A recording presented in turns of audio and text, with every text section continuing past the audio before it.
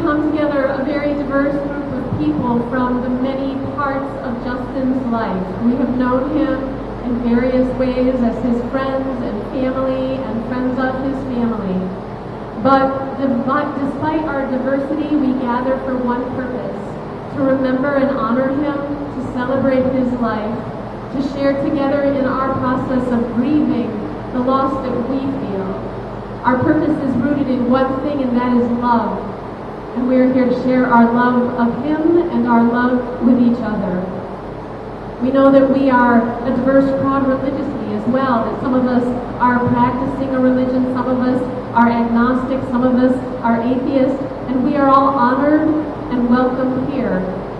And we invite you to participate in this service in whatever way feels comfortable and right to you. So as we begin, let us begin with a word of prayer. We take a moment to bring our spirits here with us, to let our souls catch up with our body, to experience the breath that we have in our lungs. And we remember that we are part of something that is so much bigger than our tiny selves. We open ourselves up to that which is greater than us, what we may call God or Spirit or higher power. Gracious and loving Spirit, we open our hearts to you and pray that we would feel your comfort and your grace in this time of our sorrow. Touch us with your kindness, with your healing embrace. Give us courage and strength. Help us to be centered in our love, and help us to remember to extend that love to one another. We pray these things with hopeful yet heavy hearts. Amen. I invite those who would like to join in reading this classic prayer, Psalm 23, in which we turn to that power that is greater than us. In unison, let us say, "The Lord is my shepherd."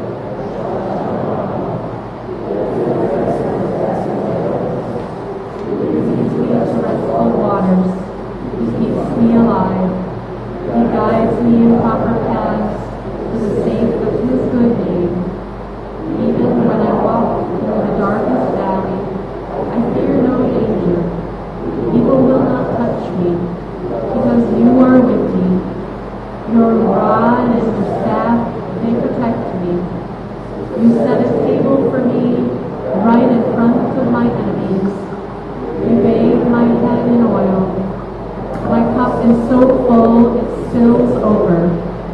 Yes, goodness and faithful love will pursue me all the days of my life, and I will live in the Lord's house as long as I live. A reading from 1 Corinthians. If I speak in tongues of human beings and of angels, but I don't have love, I'm a clanging gong or a clashing cymbal. If I have the gift of prophecy and I know all the mysteries and everything else, and if I have such complete faith that I can move mountains, but I don't have love, I'm nothing. If I give away everything that I have and hand over my own body to feel good about what I've done, but I don't have love, I receive no benefit whatsoever. Love is patient. Love is kind. It isn't jealous. It doesn't brag. It isn't arrogant. It isn't rude. It doesn't seek its own advantage. It isn't irritable. It doesn't keep a record of complaints. It isn't happy with injustice, but it is happy with the truth. Love puts up with all things, trusts in all things, hopes for all things, endures all things. Love never fails. As for prophecies, they will be brought to an end. As for tongues, they will stop. As for knowledge, it will be brought to an end. We know in part, and we prophesy in part. But when the perfect comes, what is partial will be brought to an end. When I was a child, I used to speak like a child, reason like a child, think like a child. But now that I have become a man, I've put an end to childish things. Now we see a reflection in a mirror. Then we will see face to face. Now I know partially, but then I will know completely, in the same way that I have been completely known. Now faith, hope, and love remain, these three things, and the greatest of these is love. We'll be joining together in community singing now, and I wanted to tell you a story about why we're singing this particular song. Justin's mom used to sing lullabies to him every night when he was young. And one day when he was younger than 10, maybe 7 or 8 or so, she sang him this song in the garden, and he started crying. Justin, she said, "What's the matter?" He said, "It's so beautiful, Mom." So in remembrance of that, we join our voices together to sing this song that was so beautiful and made a little boy cry. Let us sing.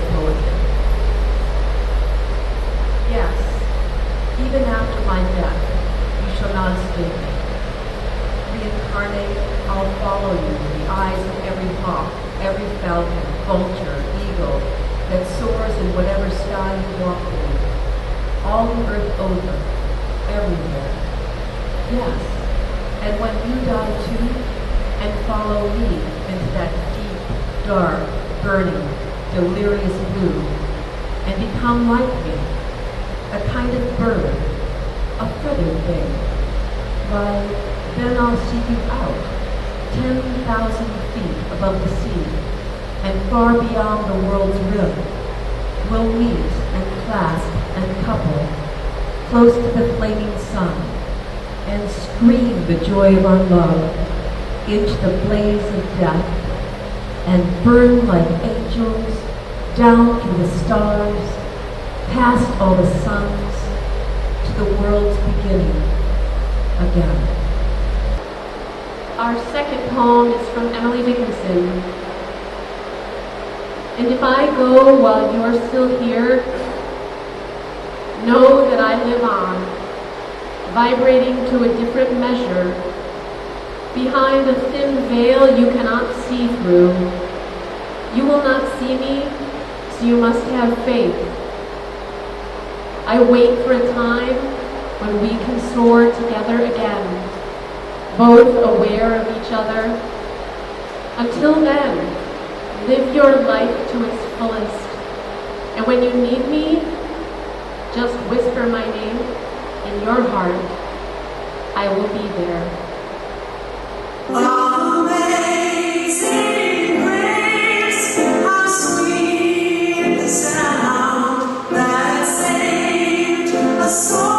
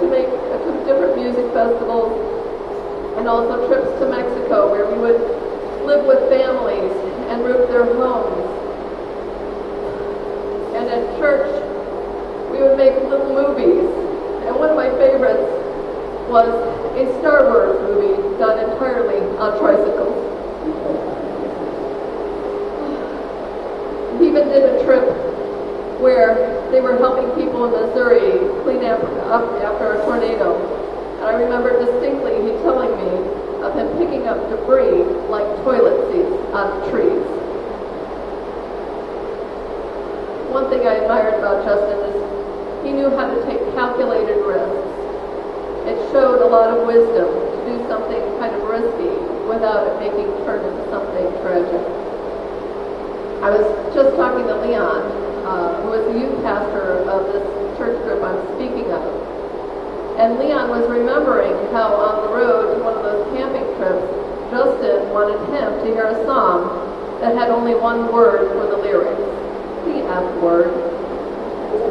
He was always testing the waters with authority. But I believe Justin knew he wasn't going to get left on the side of the road. Actually, I think Leon said, that must have taken that guy a long time to write. But Justin did have a lot of trust in Leon, because one time Leon had brought a very large air mattress to Mexico, and when Justin and Leon were put in the same group, and that group had to sleep on a concrete floor for a whole week, Justin took a calculated risk in continuing to pressure Leon to share his mattress with him. Now, I'm not saying Leon made a wise decision to allow Justin to sleep with him on that mattress, because as a slow leak developed, the mattress sank more on Leon's side. He is a little larger than Justin, and so found himself basically being spooned by Justin. And that was pretty much how the rest of the week went. Life was never easy for Justin and Juliet.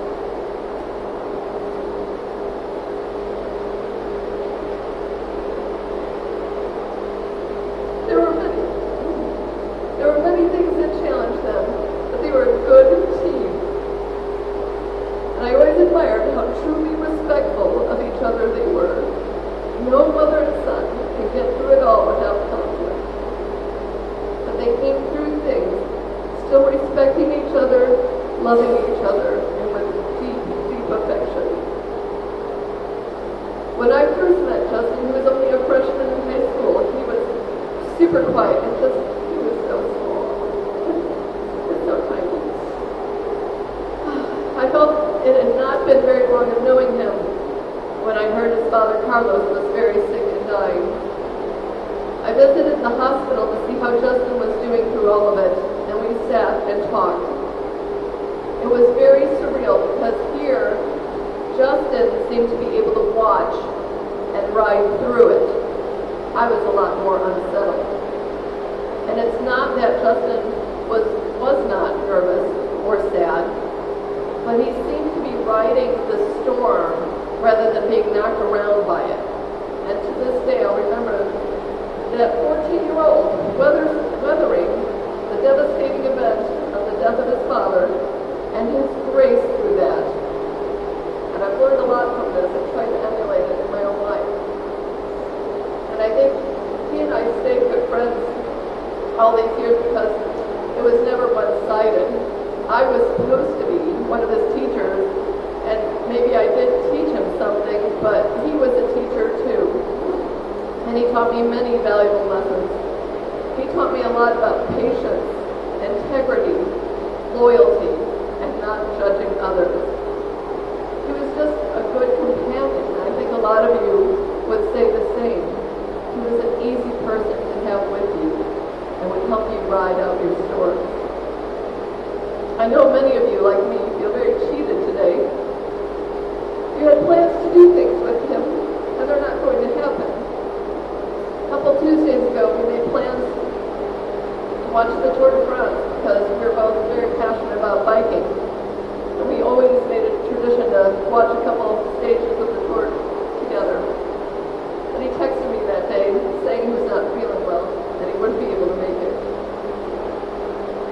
For those of you who may not understand biking, let me say a little bit about it, because I believe it really speaks so much to what Justin lived for. The most obvious thing is that it has low environmental impact. Now for the not so obvious, on the bike you are allowed to travel both with the rules or without the rules. It's your choice. You see, cars always have to follow the rules of the road, and pedestrians mostly don't seem to know any rules. Am I right? Right? Okay. And I'm one of those pedestrians occasionally. But, you know, like if you want to make a left turn, you can become the size of a car on your bike and get a left turn and use the advantage of the left turn light to take your path. But if you are at a six-way intersection, you can all of a sudden go right and become a pedestrian and use the crosswalks, right? Fabulous. Okay. I highly recommend it. And you know, if the cars are being really nasty and jam up the street, you just jump up on the sidewalk and go. On a bike, you can go as fast or as slow as you want. No one's dictating that. It's freedom every single time you're on the bike, except when it's snowing. And you can really stick it to the man on a bike, because he got caught at that red light in the BMW and you didn't. The freedom of cycling fit Justin very well. I would miss most the ability just to hang out with Justin and talk about the least important things like root beer, or if we were famous, what would we be famous for? Or the most important things like if we believed there was more to this world than what we actually could see in front of us, or how we felt life was really going for us.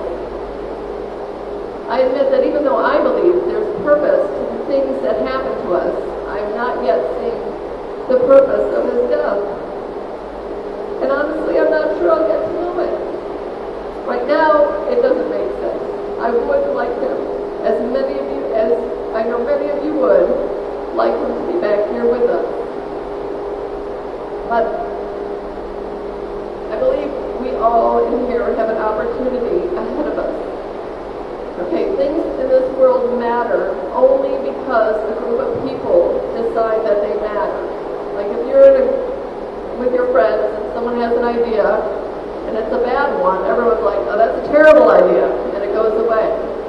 But if it's a good idea, as a group, you agree it's a good idea and you do something about it. So today, if we as a group decide that what Justin did here on earth matters, then it actually really matters. We can keep him with us if we each think about what we learned and gained from him. And this is the way I personally plan on helping make his life and death matter. It's by taking what I personally gained from knowing him, putting it into practice, telling others about it, and then giving him the credit. If we all do this, we all think about what it is, or many things there are, that Justin gave you, and every time that you think of that, you let someone else know and give him the credit, you are truly keeping him alive. So I'm going to help give you a few of the things that I plan on crediting Justin with, give you maybe some ideas for yourself. And this is what I learned from Justin. Shut up and watch what happens. Justin was amazing at not being the first to react to any situation, but rather watch and see what's about to happen and then make a decision. And it was usually the wisest one. Make sure things are fair. Justice was always a huge issue for Justin. I remember one time he was helping me shop for a bike, and the guys at the bike store wouldn't deal with me. They were talking only to Justin. He was angry and he left. He's like, I'm not, like, they should be talking to you. You're the one bike. He would say, be skeptical of hypocrisy, because integrity really meant so very much to him. Always trust that things will be okay even if you can't see how. And that's one of the things I think that allowed him to ride the storms of life. He trusted that it really will be okay. And one of my biggest lessons from him was, don't be a people pleaser. Instead, decide what it is you believe and be brave to live out those beliefs. Be genuine and don't be afraid what people say about that. And then when you are reminded of that, tell somebody else that it was Justin who taught me that. I hope when I'm still on the bike at age 80, I'll tell my grandkids that it was Justin who taught me how to ride the streets of Chicago with all the bravery and confidence of a bike courier.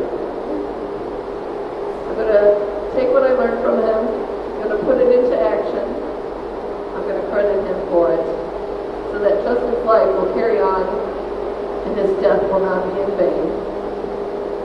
I happen to believe this life is not the end, and I'm looking forward to seeing him again one day and play Scrabble, drink some root beer, and watch the Tour de France. And I hope all of you get the same opportunity to do your favorite thing with Justin again.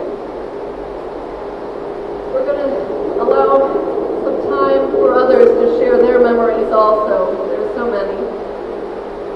And so if you have anything you would like to share, please feel free to come down, come up, any little humorous, poignant moment. And we're going to ask Justin's cousin Matt to start us off.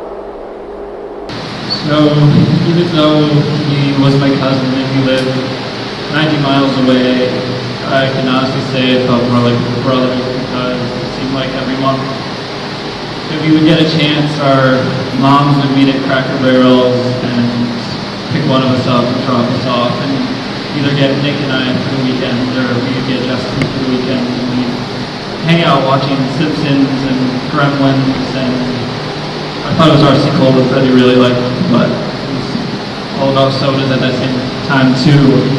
Those were my youngest memories of him, and through my teens I've luckily met a lot of people, going to metal shows at the House of Blues, going to Cornerstone Festival for a week and just listening to music all the time, going to my first Cubs game, my first Chicago Fire game, and in our 20s we had so many dressing up moments for Eric's wedding, Nick's wedding, and I can honestly say that the person who was can't go away. I can't say any more goodbyes because he pretty much formed my teens and I was 9 months apart from him, and he just always had my back and had that effect on me. So I can't say any more goodbyes because I have part of him in me that I can't say any more goodbyes. Thank you.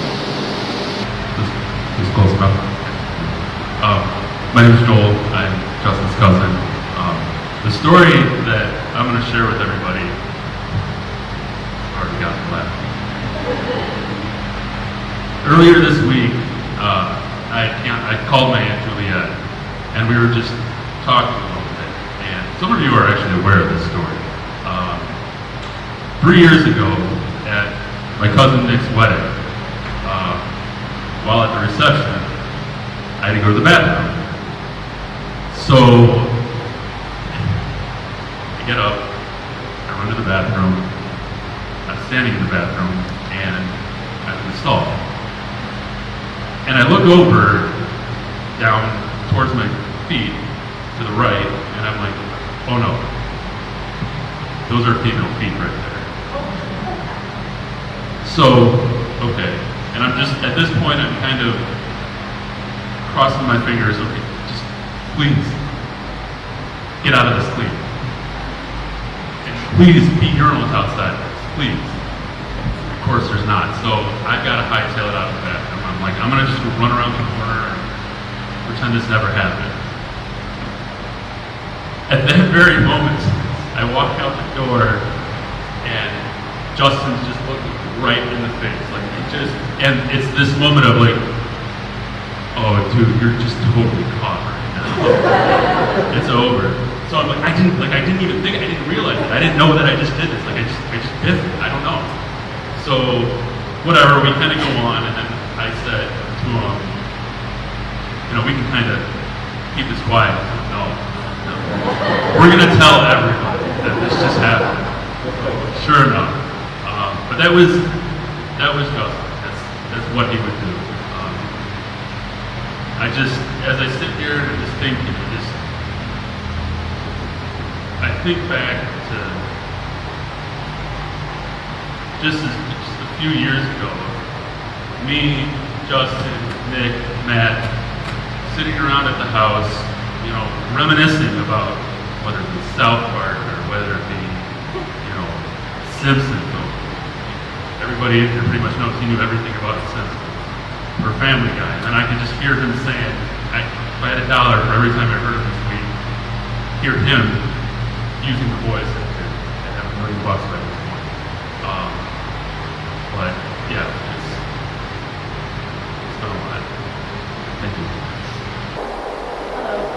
So I've been thinking a lot about what I wanted to say today. Justin had a lot of really great qualities. He was really generous, almost to a fault. I was with him several times when he gave away his last dollar on our way to dinner. And he was kind, and he was loving, and he was funny. But then I realized that one of my favorite things about him is his total lack of shame. Like, it was impossible to embarrass Justin. So I don't know, I think a lot of you probably know Justin as like a relatively collected and like calm and mature and stable man. And he was all of those things, absolutely. But he also had read a lot of the Gossip Girl series. And he had seen the OC like several times through by choice. And he like pretty routinely listened to Kesha on his bike. And the list goes on, right? Like the boy loved Oprah. And he was just like unabashedly himself. He was himself even when it annoyed you. He was himself when it was embarrassing. And he was himself when you needed him to be who he was. And he loved with abandon, and he just did whatever he wanted to do with no embarrassment. And I think everyone here knows that. He loved everyone in this room. I feel very confident, and he will be missed because we love him without reservation, because he was able to give that back with no shame and no regrets.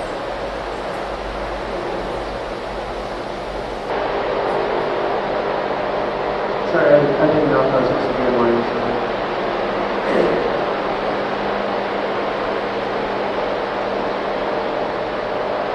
So, I didn't grow up with Justin. I didn't know him through such years. I really only became friends with him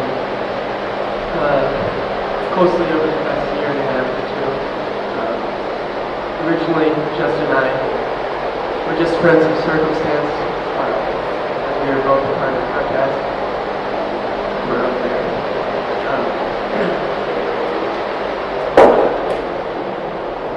Sorry. Over time, Justin and I became close personal friends.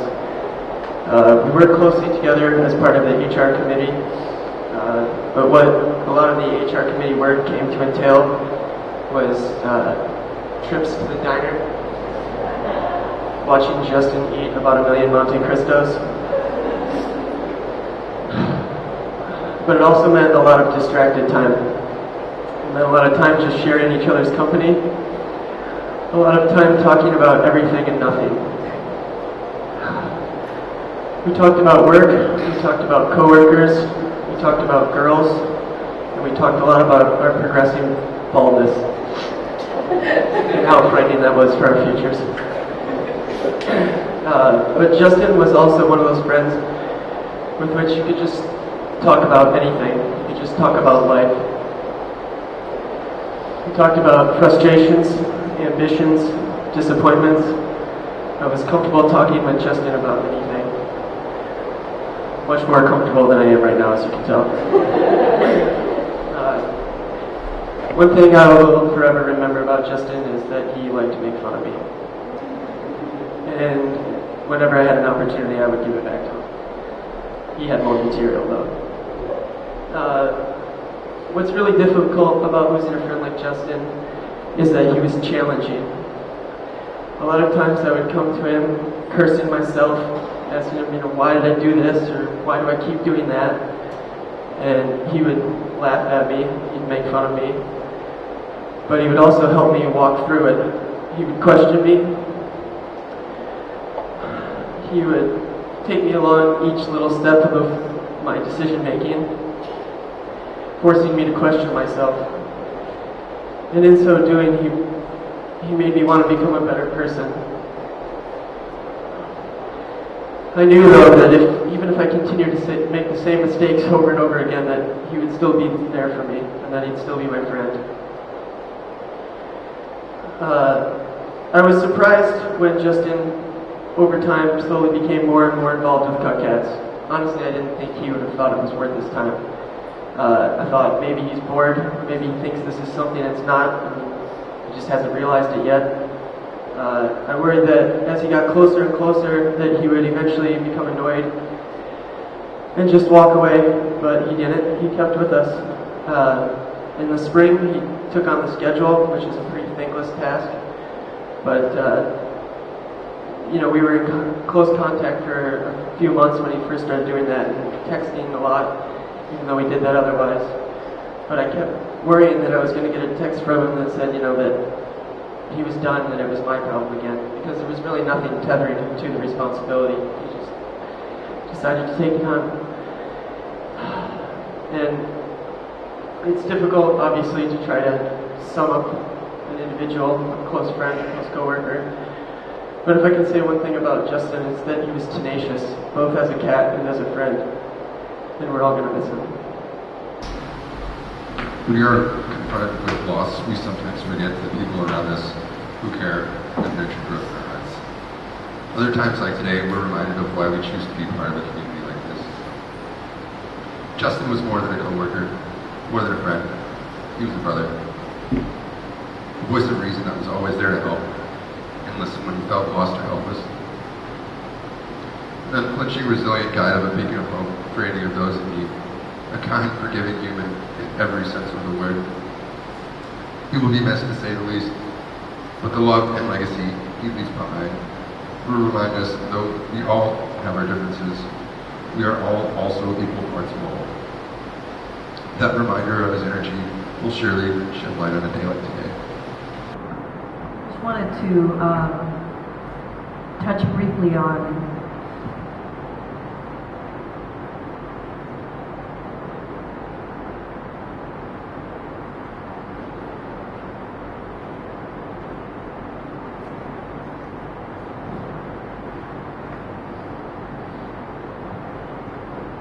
the love that Justin and our daughter Liza shared.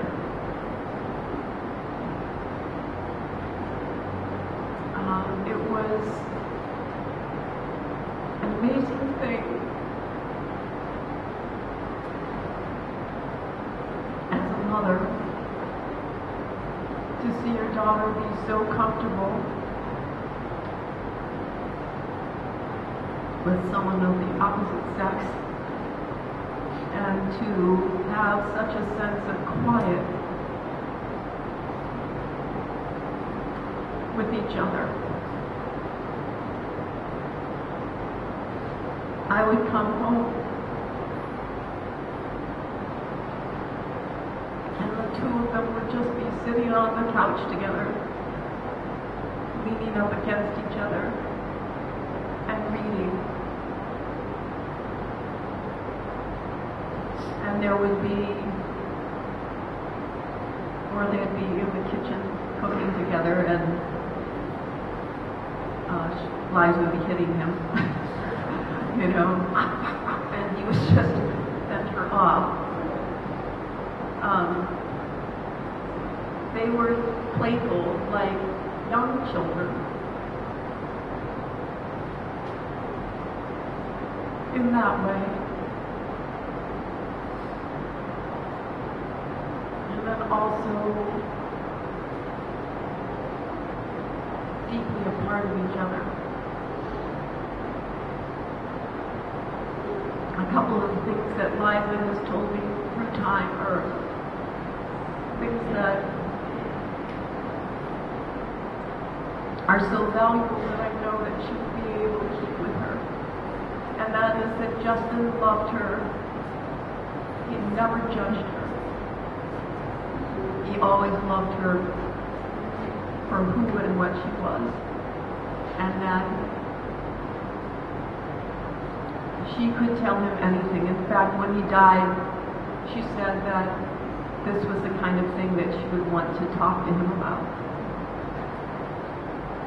because she could tell him anything. And then there was one other thing that I can't remember. But what it was is that it's that they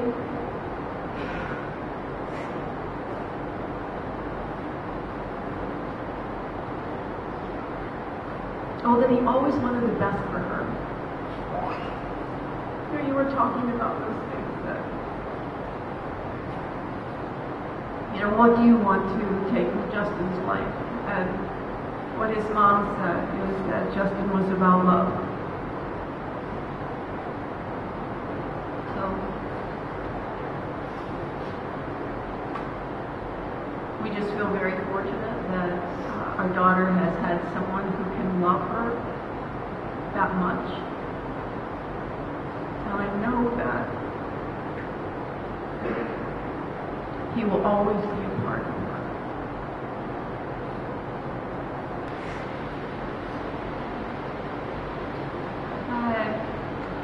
I first met Justin on the streets of Detroit. I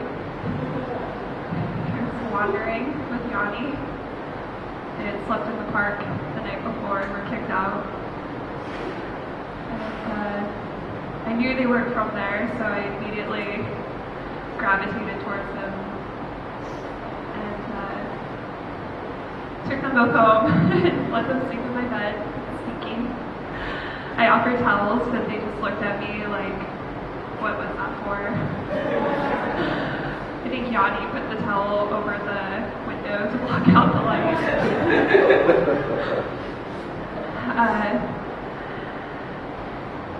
Soon after I made my first visit to Chicago to visit him, he invited me to the C.D. Hawkins dance. Not dance, bike ride.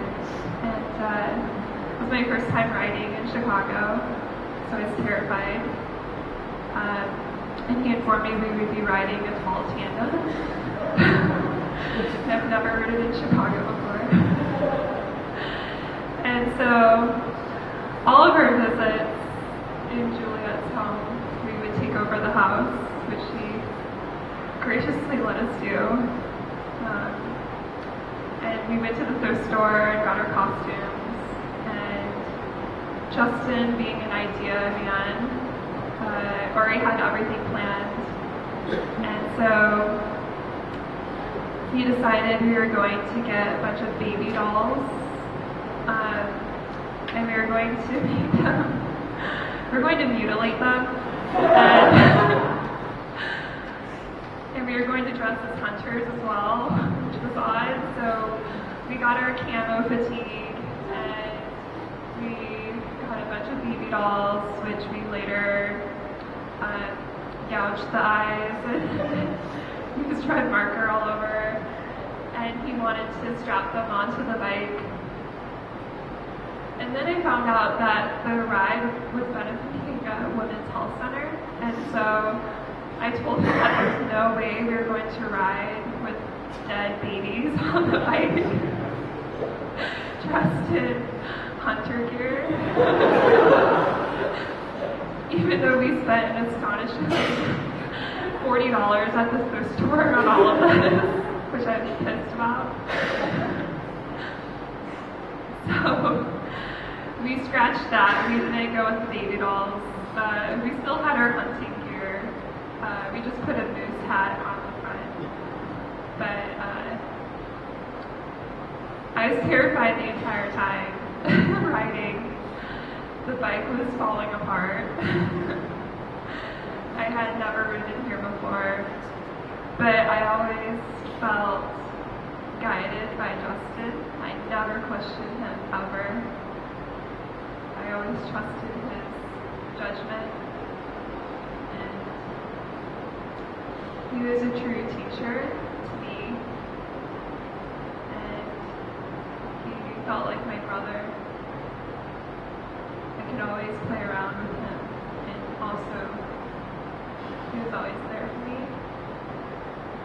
Even though we've never lived in the same city, he always tried to get me to move here. And he always began every text or call with, "I really miss you." After my first visit, we took those baby dolls and we left them all over the city for people to find. And it always made me smile to think of someone sitting on the bus finding a dead baby doll next to them. I did that ride 2 years with him, and I've never ridden in Chicago without him. So today, I felt his presence, and I want to thank you all for guiding me, accepting me and loving me the way he did. I know we all have these stories, so I'm looking forward to hearing all of these goofy things about him that we've all shared. And thank you, Juliet, for always having me in your home. Thank you, Liza, you've always been a part of my relationship with Justin.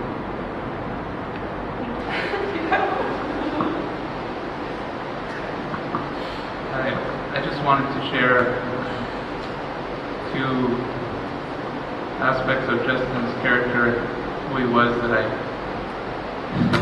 think speak so highly of him. And one of them is that Justin was always so forgiving and showed so much grace.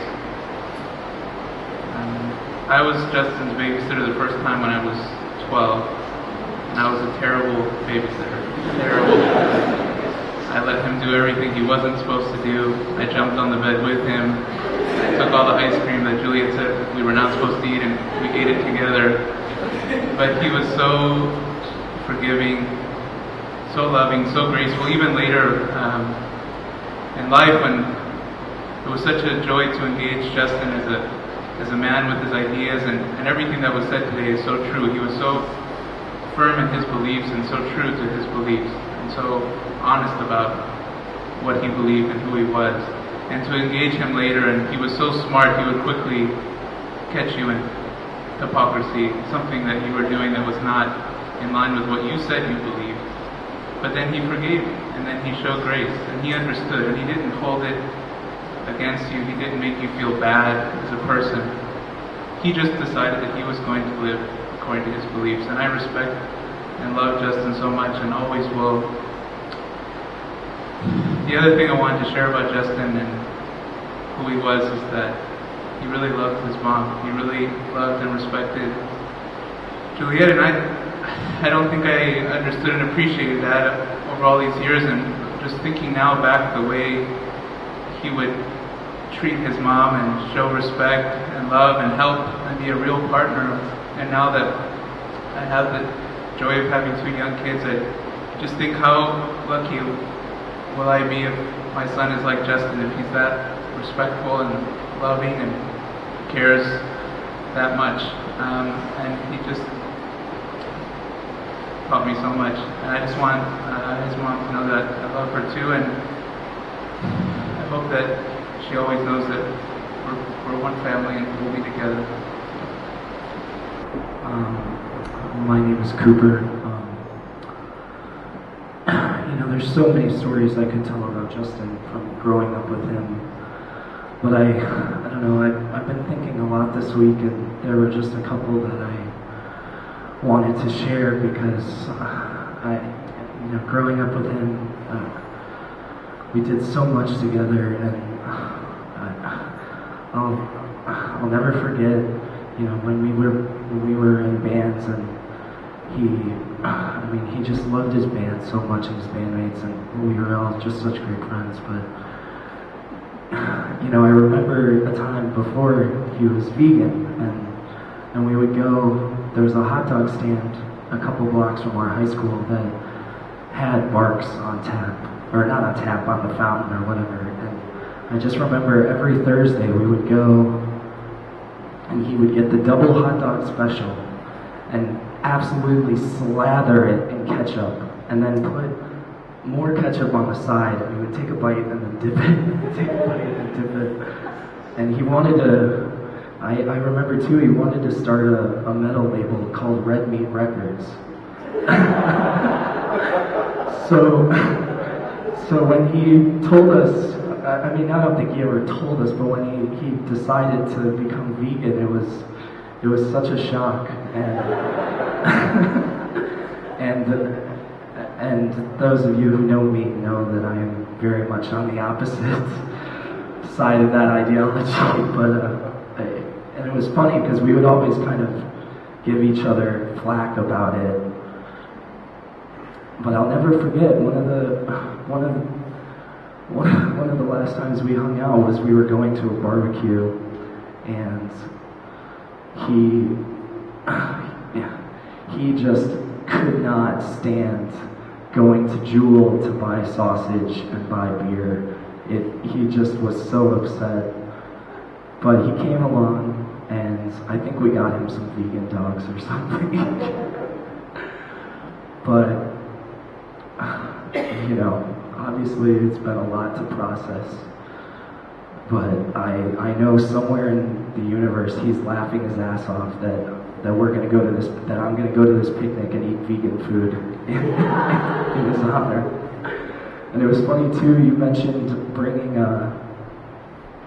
he would always give away his last dollar. I remember we were walking around after school one day, and there was this guy, a homeless man near our school, that for years his story was that he just wanted some money so he could go to Jewel and get some beans and some ground beef, and he's going to make chili for his family. For 4 years, this guy would tell us the story every day. And then one day, Justin finally had enough of it and was just like, I only have $10. And the guy's like, I have $8. You give me the 10 and I'll give you the 8. And of course, Justin, being the great guy he is, gives the guy the 10, and then the guy just walks away. And I could go on forever, but he was steadfast and stalwart and just a great guy, and I'm really gonna miss him. So the first time I met Justin, I actually don't remember meeting Justin. But the second time, the first time we ever spent time together, I remember in great detail. I went to his house to buy a bike, and I mentioned that I was going to my roommate's going away party, who happened to be his coworker, and it was at a bar. And I asked him if he was going, and he said he was thinking about it. And I said I was thinking about it. We both showed up at this bar, even though neither of us are really bar goers.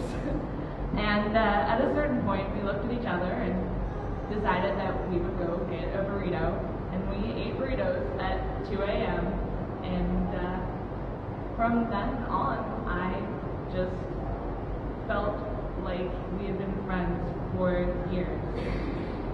From the moment I met him, I just could share anything with him. I could tell him I was happy, sad, mad, frustrated, hungry, always hungry. And I am a person who really believes in sharing feelings anyway. But he always took it in stride, and he always listened to me, and he never judged me, and he always knew what to say in every situation. And I took full advantage of that. Although I would have done the same for him, I would have done pretty much anything for him. And frequently I found myself doing really silly things, carrying all his heavy bookcases up and down the flights of stairs with his mom and Alexis. Let's see, while I was supposed to be working, ripping up his linoleum floors to try to refinish the hardwood underneath in his rented apartment, skipping work to have breakfast, driving 2 hours away to buy perfect CD cases just because he wanted to go, racing bikes even though he won every time and never would, ever. But it made him so incredibly happy to do it, and it made me so incredibly happy to make him happy. I just wanted to say thank you to him for all the times he listened without judging or with judging. Sometimes he thought what I said was really silly, and it was. He was never afraid to just tell you what it was and then move on. He was never afraid to call me out when I was being ridiculous. And sometimes he just let me be ridiculous. And later on, he would say, yeah, well, that's what you get. But he always let me make my own decisions and find my own way. He was always there to lend an ear when things went terribly wrong. He showed me how to be kind and compassionate and respectful even when you don't really like someone. They're still worth listening to. One time he asked me why I spend so much time comparing myself to other people, and I do a lot, but Justin was able to look within himself and know that what other people said and did had no bearing on who he should be. He knew that there were things so much more important than his own needs and his own pride. And I expend so much of my energy fretting about little things that just don't matter, but he reserved his caring for what was really important. Friends, family, his values, purpose, and of course, food. He believed that relationships and not possessions should control us, and that what you accomplish in this world is not so much as important as who you accomplish it with, which is amazing. Such a rare quality in a human being. He believed that fun was so important, that joy was worth having, more than money, more than basically anything. He gave me back my ability to relax and enjoy little things like reading and watching TV and just being without having to constantly rush around trying to do things and do things. Even before this, he always made me want to be a better person than I am, which is something that is so incredibly rare and was amazing. Very thankful for that. Yeah, he was great. The greatest. So, my name is Noel, and I first met Justin when I moved to Chicago, and fairly quickly on, we're like 5, 6 years old, we just became best buds, and we became a crew. We were called the Three Zozos, and I think we were probably the goofiest crew at the East Hall site. We were just always just pulling pranks and whatnot. And I remember hanging out at Juliet's house and doing sleepovers. And we'd often have these wars in sleeping bags where we were just trying to tackle each other but without limbs. So that was really fun. And then one of my favorite things that we used to do, there was kind of a tree house back there. And so we'd bring the sleeping bags out there and just talk about nonsensical things till, who knows when. The most important part was when Juliet would kind of go to sleep. We had, a stash of money that we would just keep on us, and then we'd sneak through the back alley and run to the corner store, and we would buy as much candy as we could. And so those nights of just eating like so much candy were some of my favorite memories with Justin. And playing soccer with him all the time. Cooper, Justin, and I had ridiculous memories of painting our faces and going to Chicago Fire games and just yelling as loud as we could. So many awesome stories. And Justin was one of my favorite folks because he was just so goofy. And everyone that has seen pictures of him, most of the time people are all serious and whatnot, and Justin would just do something else. And that kind of energy was something that really fueled me as well. Just another anecdote where he would just always yank on his mom's chain. Remember one time my parents were, I think, come pick me up. And said, "Mom, the cops are here." And cops is my last name, so Juliet freaked out thinking that the police was at the door. And she's like, "What, son?" And the cops are here. And just kind of went along with it until Juliet figured it out. Watching TV back in the day, we just like play with the antenna until we could kind of get the colors to work for The Simpsons, and that was really tough because sometimes you needed to stand next to the antenna for it to actually work a little bit, so we could stand next to it, and then someone would be like sitting in the recliner while the other person was kind of watching the episodes. And I think in terms of Simpsons trivia, Justin and I were on par, and we would often challenge each other quite a bit. So last time I saw him was in San Francisco, and we went out to an awesome dinner. We had some great vegetarian Indian food, and we got to talk to him about the neighborhood and everything. And even though I didn't see him, the last interaction I had with him, I was really, really happy. I organized a photo shoot where he was just riding his bike around San Francisco, and it really captured his energy. There's one picture of him just cruising and flying down the city. And just generally speaking, Justin was an awesome guy. Great energy. There's not, I I think if I look at myself, there's things that I'd be like, damn, you should fix this and that, whatever. I think Justin was one of those guys that really had it going, and all around a great person. So. I'm Andrea, Noel's brother, and always grew up, Justin around, but never really got close to him. And but I always appreciated him. And then I'm working at the bike shop in Santa Cruz one day, and he walks and he's like, "Hey, you got time to do lunch? Where's a good vegan restaurant around here?" It was just so nice to see somebody from that was kind of outside, out of mind, and all of a sudden just so full of life right there, connecting and being like, "Let's go do stuff."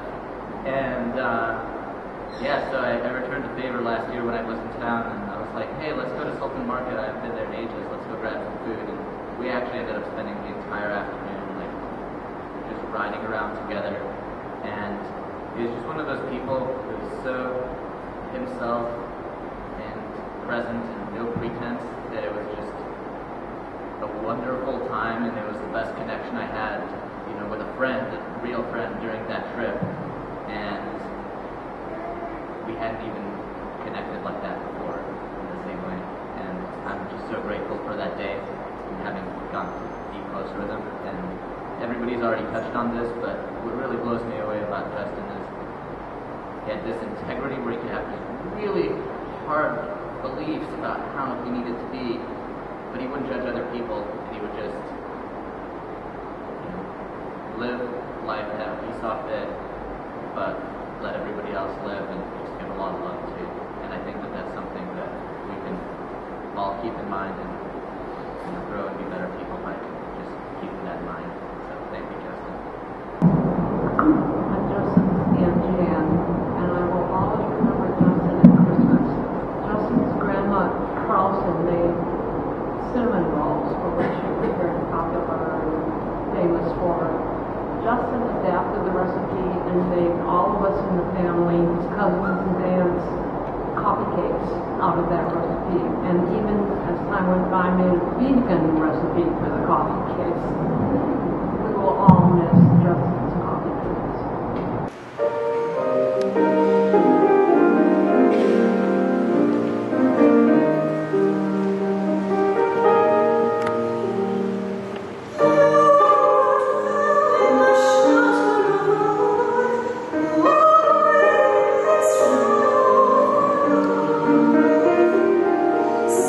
Sweet Lord, my refuge, my rock, my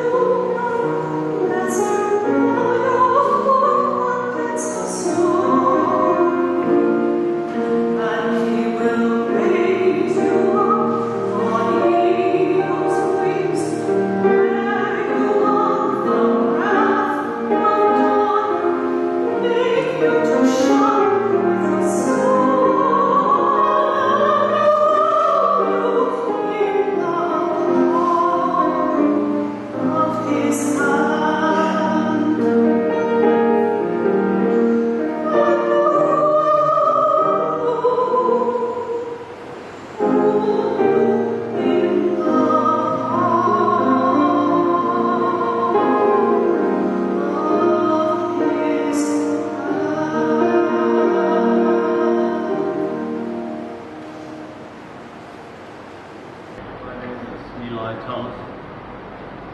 This is an excerpt from Rob Bell's novel Love Wins, which Juliet said was one of his favorites. This is the last part of it. May you experience this vast, expansive, infinite, indestructible love that has been yours all along. May you discover that this love is as wide as the sky and as small as the cracks in your heart no one else knows about. And may you know, deep in your bones, that love wins. I'm here to express gratitude on behalf of Juliet for all of you coming here to celebrate Justin, to dip into the love that he shared with us all, and the love we feel for him.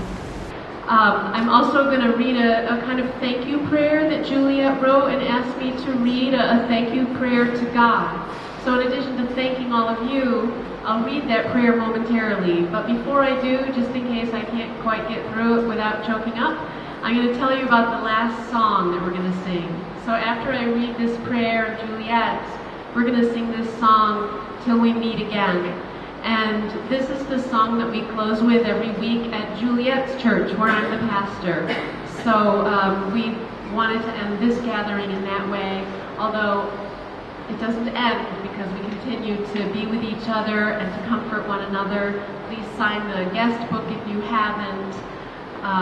And I hear there's going to be a bike parade at some point. So at some point you may see all of Justin's biking friends getting together to make a parade in his honor. And we're so grateful to you all for celebrating him in that way.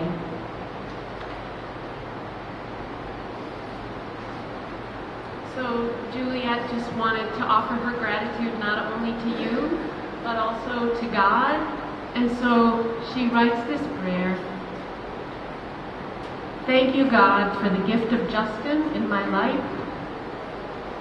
He lit me up. Thank you for trusting me with his care. Thank you for sharing in my grief and letting me share in yours, for you loved my son too. Oh God, we know that you will receive this prayer of Juliet's. So please join in singing.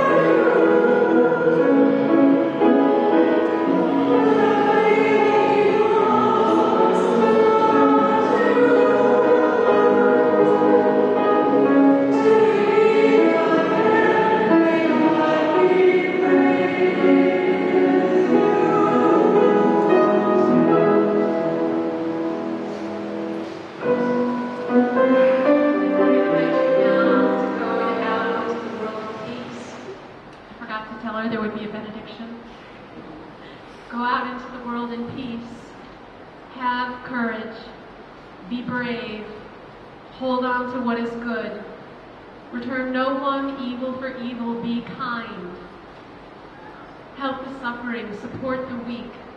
And in all these things, take courage and nourishment from the Spirit that makes us whole and that sets us free. You can rely on this love and communion of community, of the Spirit, and the grace that surrounds us all the time. May peace be with you. Go in peace.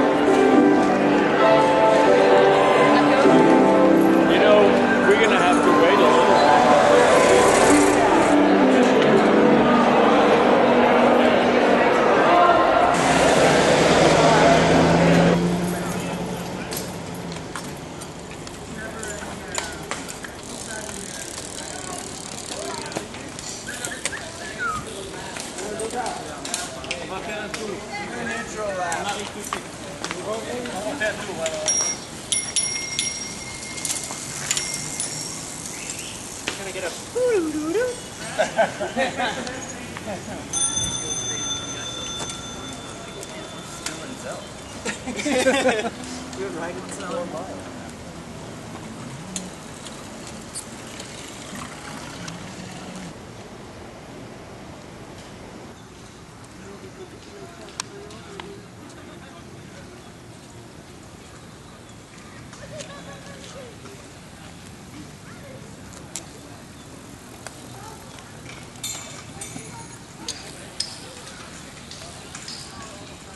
there's not like a lot of backpacking. It's all pretty rough.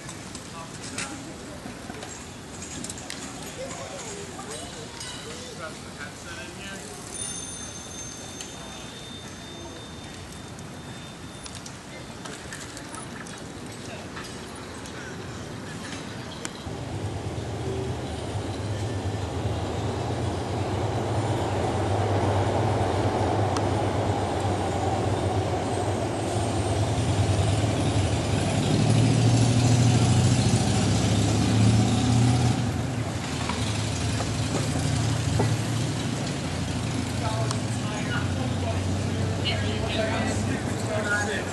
And I'm so glad I started at 26. Yeah.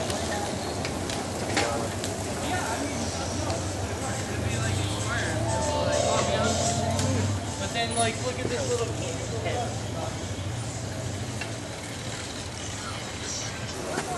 That's it, okay?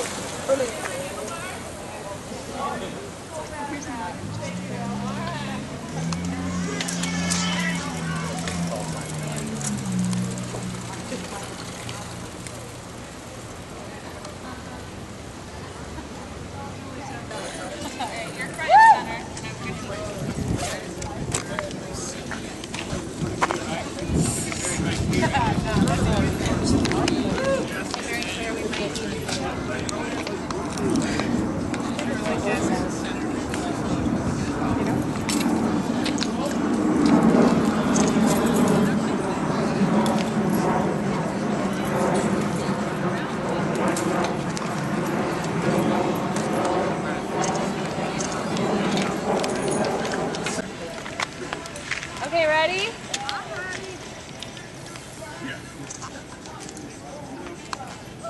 Ugh.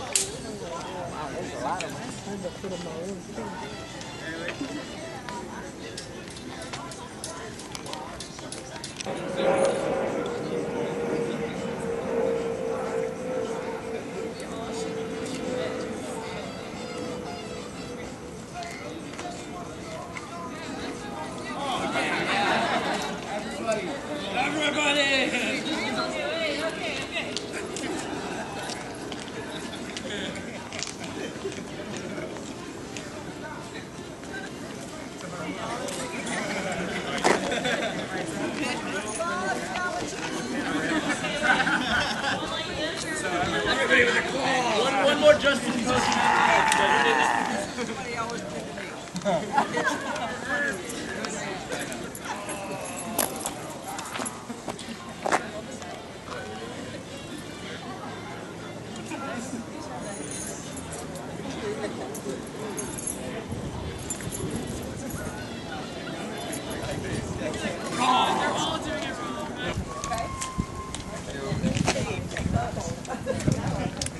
Yes. Everybody needs a hug. You come and get one from me, okay?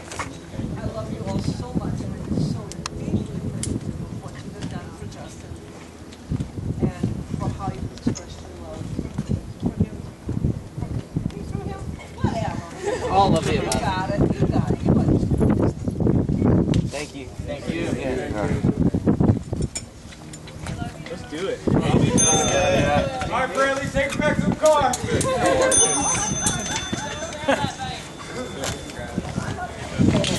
You ghost riding that? Here, hold on. Here, we have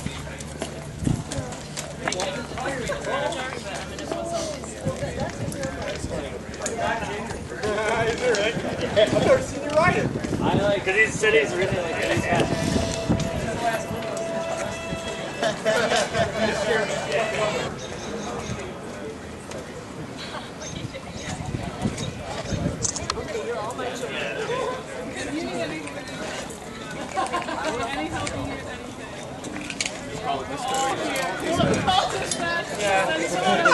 See, I know you got somebody sitting in the office. You're probably even sure going to be groceries or something to do it. Thank you so much. I feel so loved. If somebody's got an inner tube or bunny or something, just strap it to her. Someone with a bag. I know we're going.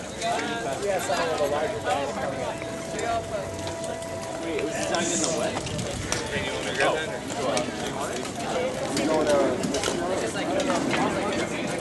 Oh, that one looks great on you.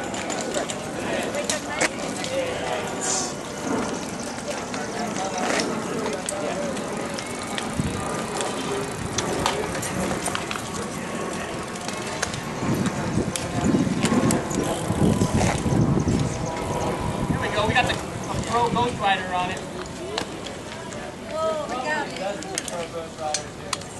Wait, we're trusting Dane to do that? That's the only thing he can do, man.